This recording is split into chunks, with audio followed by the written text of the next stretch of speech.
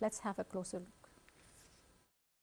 So we have now Native International Mr. Jones. He is the director of USAID here in Egypt. So pleasure, sir, to have you on Native International. Thank you. Thanks a lot. And so my first question about health diplomacy. What about it? So health diplomacy, of course, and I speak from experience. Yes. USAID is the longest standing, biggest supporter of health and other areas in Egypt. Over $30 billion of American money has been invested in Egypt in the past 4 decades.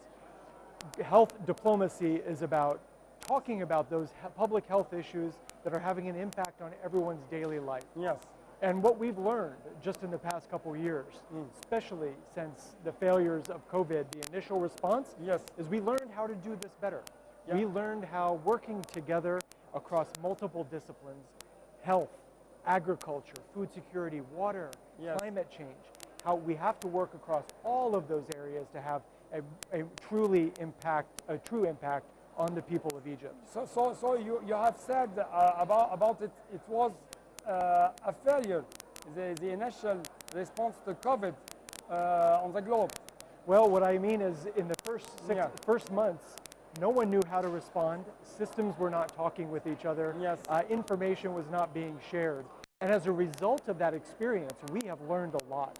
Yeah. We now have a system and information and governments and institutions that are much better about sharing information, doing a much better job of being ready for the yes, potential next pandemic and the problems and challenges that we face. Yes. What about restructuring the health global or the health system on the globe?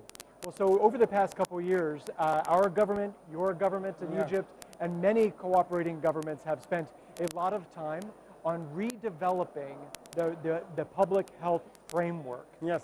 And what that means basically is that we are all working together so that we can collectively and with all of our resources, all of our brains, all of the data, yes, can be able to make an impact on when the next problem, public health problem, yes, hits any of our countries. Yes. What about the Global Congress on Population Health and Development?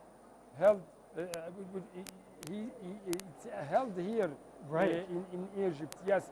Your remarks. Yeah, I am thrilled to be here. This is the most important conference occurring in the world right now. Of course, it's sponsored by the government of Egypt, but it is truly global. We are hearing from experts all around the world during these few days about ways that we can be working better together and how to confront those future challenges. Yes.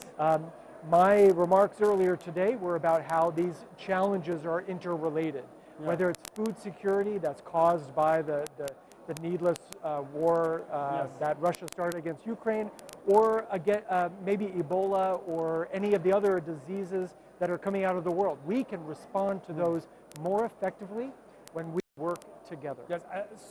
My final question, my final conclusion. The world has nowadays this concept, One Health. Yes, that's right. So One Health is a wonderful initiative by the Egyptian government. And really what it means is that all of these pieces that I just mentioned, food security, water, nutrition, public health, disease prevention, yes, that they are all related. And the governments and international organizations have to work together, yes, in all of those areas at the same time to have an impact on Egyptian citizens' lives. Yes. Thanks a lot for this interview. It's my pleasure. Thank you. Thank you.